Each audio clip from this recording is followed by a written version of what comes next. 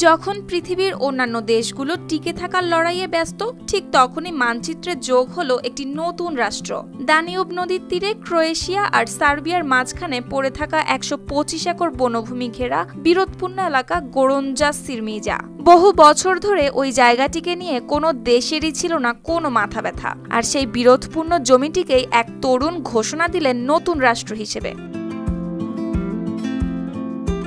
তবে সবচেয়ে মজার বিষয়, ফ্রি রিপাবলিকান অব ভার্দিস নামের সেই রাষ্ট্রটির প্রতিষ্ঠাতা ড্যানিয়েল জ্যাকসন যখন স্বাধীনতার ঘোষণা দেন তখন তার বয়স ছিল মাত্র ১৮, আর এখন ২০ বছর বয়সেই এই অস্ট্রেলিয়ান যুবক হয়েছেন প্রেসিডেন্ট। তার এমন ঘোষণা ছড়িয়ে পড়তেই নেট দুনিয়ায় ওঠে ঝড়।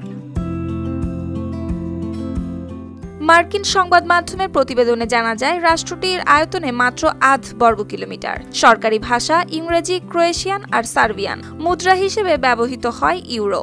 নাগরিকের সংখ্যা এখন প্রায় ৪০০। এমনকি জ্যাকসন নিজস্ব পতাকা, মন্ত্রিসভা, পাসপোর্টও চালু করেছেন।